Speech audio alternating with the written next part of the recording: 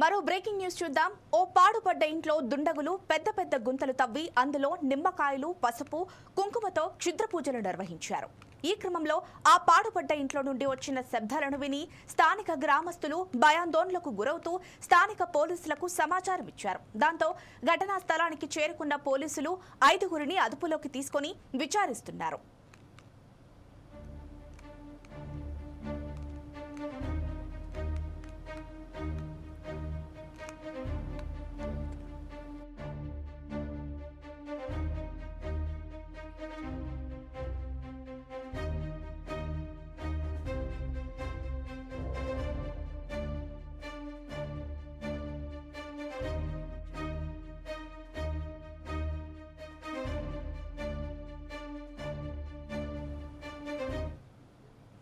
ఓ పాడుపడ్డ ఇంట్లో దుండగులు పెద్ద పెద్ద గుంతలు తవ్వి అందులో నిమ్మకాయలు, పసుపు, కుంకుమతో క్షుద్ర పూజలు నిర్వహించారు. ఈ క్రమంలో ఆ పాడుపడ్డ ఇంట్లో నుంచి వచ్చిన శబ్దాలను విని స్థానిక గ్రామస్తులు భయాందోళనకు గురవుతూ స్థానిక పోలీసులకు సమాచారం ఇచ్చారు. దాంతో ఘటనా స్థలానికి చేరుకున్న పోలీసులు 5గురిని అదుపులోకి తీసుకున్నారు.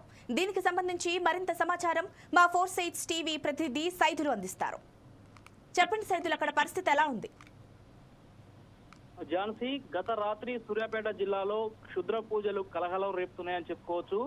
అనంతగిరి మండలం అమీనాబాద్ గ్రామంలో ఓ పాడుపడ్డ ఇంట్లో క్షుద్ర పూజలు చేస్తున్నారని పోలీసులకు అయితే సమాచారం స్థానికులు అయితే ఇచ్చారు. దీంతో అక్కడికి వెళ్ళినటువంటి ఎవరైతే పోలీసులు ఉన్నారో అక్కడ క్షుద్ర పూజలు నిర్వహిస్తున్నటువంటి ఒక బాబాను, ఆ బాబాతో పాటు మరో 5గురిని అదుపులోకి తీసుకున్నారు. అదే గ్రామానికి చెందినటువంటి ఒక మహిళ పద్మ అనేటువంటి ఒక మహిళ కొన్నాళ్ళుగా ఆర్థికంగా అనారోగ్యంగా చాలా బాధపడుతుందని ఈ క్రమంలో విజయవాడకు చెందినటువంటి ఓ బురుడి బాబాను కూడా ఆశ్రయించింది పద్మ. ఆ మహిళ వీక్నెస్ ను క్యాచ్ చేసుకున్నటువంటి బురుడి బాబా అక్కడ ఇంట్లో పూజలు చేస్తే అనారోగ్య సమస్యలతో పాటు ఆర్థికంగా కూడా తను బలపడుతుందని నమ్మించి ఆ బురుడి బాబా తనైతే నమ్మబలికాడు. దీంతో ఆ మహిళ అంత ముందుకు ఉన్నటువంటి ఓ పాడుపడ్డ బంగ్లాలో గొయ్యి తోవి పసుపు, కుంకుమ, నిమ్మకాయలు, అరటి పండ్లు ఇంకా దానికి సంబంధించినటువంటి కొన్ని సామాగ్రిని కూడా అక్కడ ఏర్పరిచారు. దాంతో క్షుద్ర పూజలు నిర్వహిస్తుండగా అక్కడ ఎవరైతే ఆ ఇంట్లో పెద్ద పెద్ద శబ్దాలు రావడంతో చుట్టుపక్కల వారు భయాందోళనకు గురై స్థానిక పోలీసులకైతే ఫిర్యాదు చేశారు. ఈ క్షుద్ర పూజలకు సంబంధించినటువంటి వ్యవహారం మొత్తం బయటపడింది పోలీసులు రావడంతో. అయితే ఈ క్షుద్ర పూజలు నిర్వహిస్తున్నటువంటి మంత్రగాళ్ళు ఎవరైతే ఉన్నారో విజయవాడ నుంచి తీసుకొచ్చినట్టు తెలుస్తా ఉంది.